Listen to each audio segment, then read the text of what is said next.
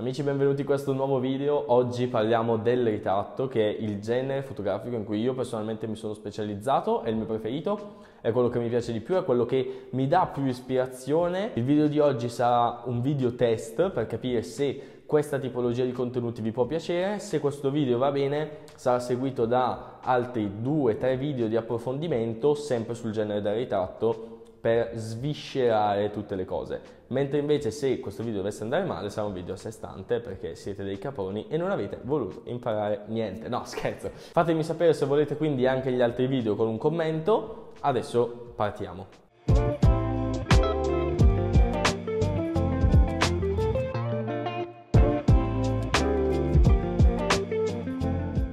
Allora, piccola introduzione a quello che è il percorso storico del ritratto, che è sempre stata una cosa molto elitaria, è sempre stata una cosa che in pochi potevano permettersi di assumere un artista che gli facesse un ritratto, molto spesso che rappresentasse anche la famiglia del committente e che rappresentasse un certo tipo di contesto anche all'interno del ritratto, e questo quindi aveva un forte potere comunicativo, aveva un forte potere rappresentativo. Ora, se volete farvi un piccolo approfondimento su quello che è la storia dell'arte, la rappresentazione, la fotografia come visione del mondo, vi lascio l'omonimo video qua nelle schede, così potete andare a riprendervelo. Secondo me ci sono degli spunti veramente interessanti, soprattutto anche per questo video, così che possiate capire bene quello che è il ritratto. Dopo il mio classico invito a guardarvi quello che è stata la storia dell'arte, quella che è stata la storia della fotografia, così che possiate capire come si sviluppa la rappresentazione delle persone all'interno del ritratto, come cambia e come invece rimane uguale nel tempo. Penso che possiamo partire con questo video. Allora, per prima cosa che dobbiamo sapere quando componiamo un ritratto è una base fotografica molto importante, ed è capire come osserva il nostro occhio. Quando guardiamo un'immagine, il nostro occhio non la guarda a caso, segue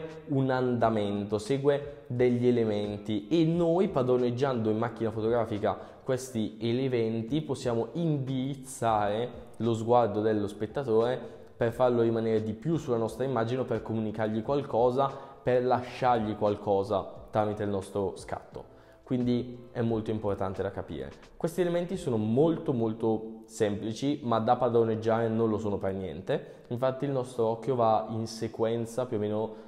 guardando il punto di fuoco, quindi che cos'è a fuoco all'interno dell'immagine, la parte più luminosa dell'immagine, quindi dove le luci magari sono un po' più alte, tipo nei ritratti di Gastel c'era questo forte contrasto bianco-nero, il bianco era molto puro, attirava subito l'attenzione dell'occhio di colui che lo guardava all'interno dei suoi ritratti. Le aree di contrasto, sia a livello di luce e ombre, sia a livello di contrasto cromatico, questi sono essenziali per dare tridimensionalità e tono alla nostra immagine. Dopo ci torneremo bene con l'aspetto di luce e ombra. Sta di fatto che comunque catturano molto il nostro occhio e danno subito un senso di tridimensionalità e profondità già a primo sguardo. Successivamente i colori molto saturi, soprattutto meglio se caldi, perché attirano subito l'occhio e quindi stimolano anche psicologicamente delle reazioni che approfondiremo in un video sul colore che uscirà tra qualche settimana, quindi iscrivetevi.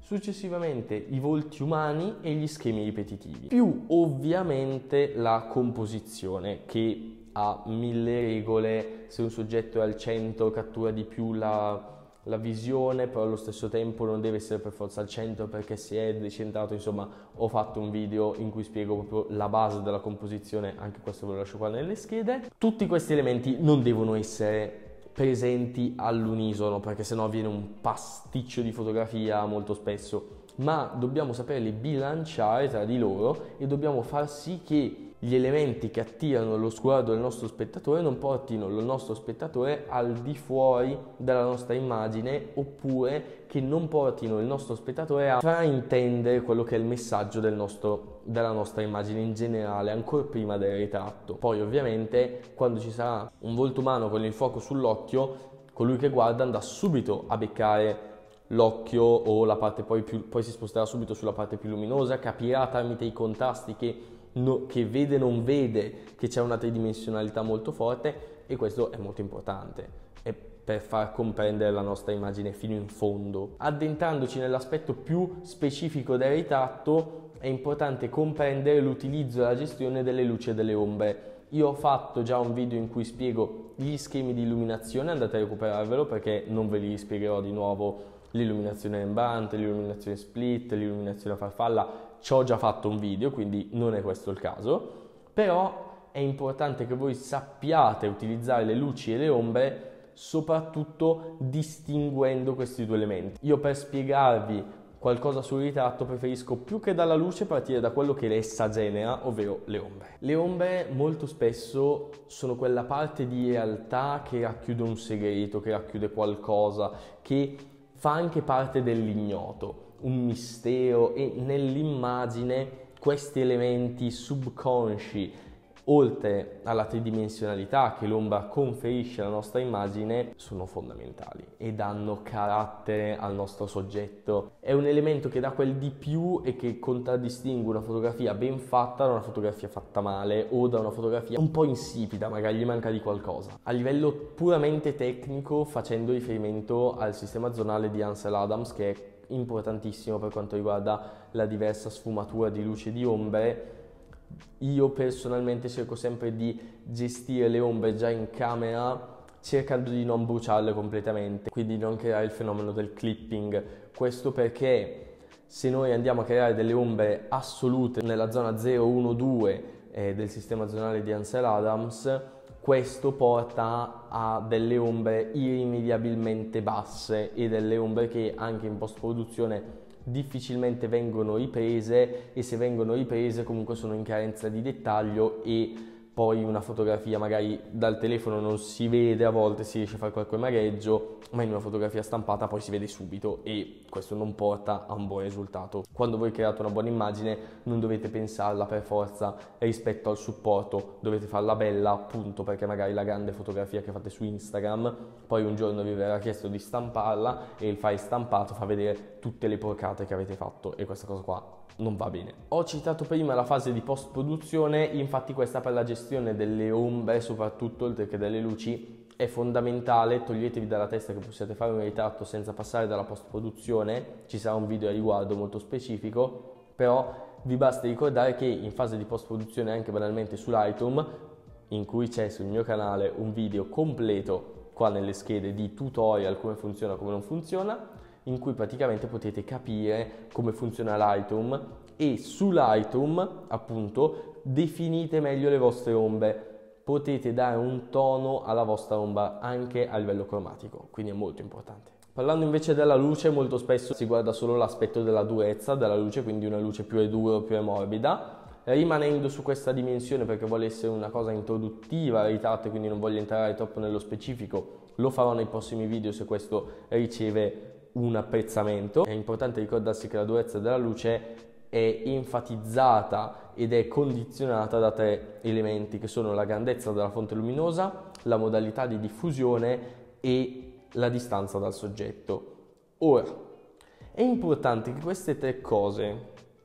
coesistano per creare una luce piacevole. All'interno dei ritratti ci sono luci dure, luci morbide, non ce n'è una giusta. Però è importante ricordarvi che se voi volete una luce morbida, non è che potete mettere il softbox a 6 metri dal vostro soggetto, perché poi la distanza è molto importante, cioè l'aspetto luci-ombre che si viene a creare e lo sfumato tra luci e ombre è molto caratterizzato e molto influenzato dalla distanza dal soggetto. Questa cosa qua è importantissima, quindi ricordatevelo, perché non ha senso cercare una luce, cioè non ha senso prendervi un softbox da 2 metri di diagonale e poi metterlo a 20 metri dal vostro soggetto, cioè non avete mai invece il tipo di luce che avete con un softbox come il mio da 120 ma messo qua al soggetto, cioè studiate un'inquadratura in cui illuminarlo, però cercate di tenerlo vicino se volete una luce morbida. Poi la dimensione della luce influenza la morbidezza e la modalità di diffusione influenza la morbidezza. Ovviamente per dimensione della luce non dico che la lampadina in sé, ma la dimensione del softbox modificatore che c'è o non c'è sopra. Quindi in questo caso la fonte luminosa con sopra un softbox da 120 cm come nel mio caso diventa una fonte luminosa di 120 cm, e la diffusione della luce in questo caso passa attraverso due teli che sono all'interno del softbox. Se ne togliessi uno sarebbe una diffusione che passa attraverso un solo telo e quindi questo creerebbe una luce un po' più contrastata, un po' più dura, che in questo caso a me non serve, a volte la tolgo, a volte lo metto, insomma